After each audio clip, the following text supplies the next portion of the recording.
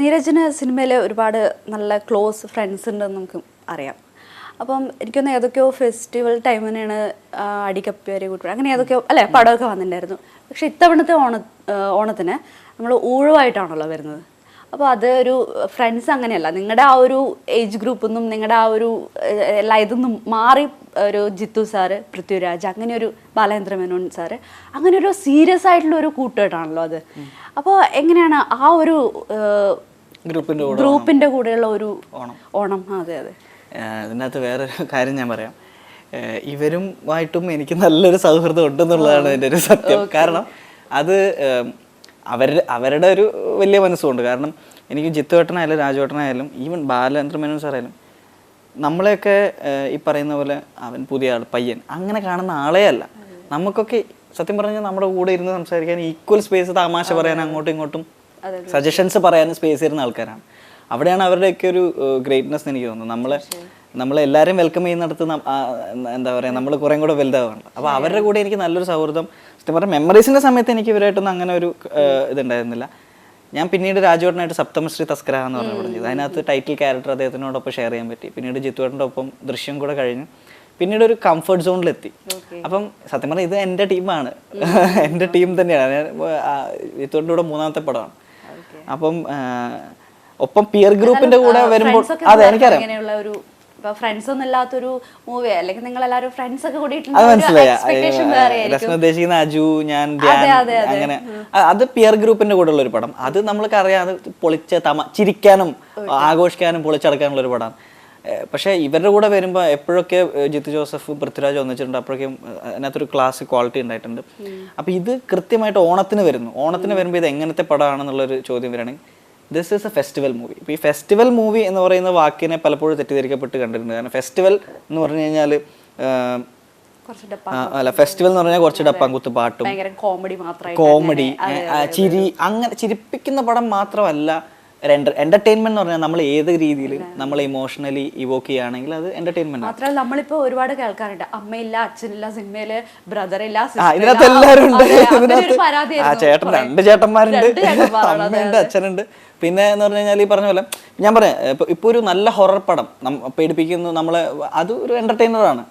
That's all. ഇപ്പൊ നമ്മള് വീഗാലാൻഡിൽ പോയി മറ്റേ പേടിപ്പിക്കുന്ന റൈഡില്ലേ, അതിൽ കയറുന്നത് അത് എന്റർടൈൻമെന്റ് അല്ലേ എന്ന് പറയുന്ന പോലെ ഞാൻ ഉദ്ദേശിച്ചത് ഇതിനകത്തൊരു റിവെഞ്ച് സ്വഭാവമുള്ളൊരു ഡ്രാമയാണ്. കുറച്ച് എക്സൈറ്റിംഗ് ആയിട്ടുള്ള നിമിഷങ്ങളുണ്ട്. പിന്നെ നമുക്ക് കൃത്യമായിട്ട് പറയാൻ പറ്റാത്തതിൻ്റെ ഒരു പ്രസൻറ്റേഷനിലാണ് ഈ പടത്തിൻ്റെ ഒരു നോൺ ലീനിയർ നരേഷനാണ്. പിന്നെ വേറെ കുറേ നമുക്കിപ്പോൾ പറയാൻ പറ്റാത്ത കുറേ എലമെൻറ്റ്സ് ഉണ്ട്. പക്ഷേ എപ്പോഴും ജിത്തു ചേട്ടൻ്റെ മറ്റേ ദൃശ്യം പോലെ അവസാനം എന്തൊരു ഭയങ്കര സസ്പെൻസ് അങ്ങനെ പ്രതീക്ഷിച്ച് പോകേണ്ട ഒരു പടമല്ല. കാരണം ഇതിനകത്ത് സ്ക്രീൻ പ്ലേയിൽ ഓരോ മൊമെൻറ്റിലും ഓരോ ചെറിയ ചെറിയ സർപ്രൈസുകളാണ്. അതാണ് ഇതിനകത്തുള്ളൊരു.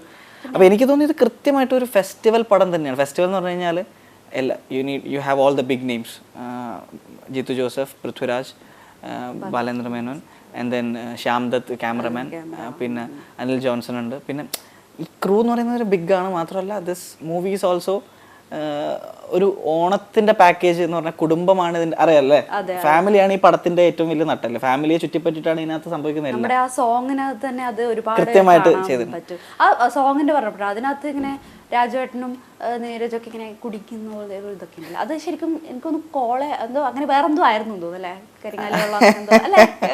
അല്ലേ? ഞാനാണ് ടച്ചിങ്സും കൊണ്ട് വന്നത്, വേറെ കാര്യം അത് എന്തായിരുന്നു എന്നുള്ളത് ഒരു ചോദ്യചിഹ്നമായി അവിടെ വെക്കട്ടെ. ഞങ്ങൾ പിന്നെ അത് അവിടെ ഇരിക്കട്ടെ. അല്ല, എന്തായാലും മദ്യമായിരുന്നില്ല, അത് മദ്യം പോലത്തെ വേറൊരു സാധനം.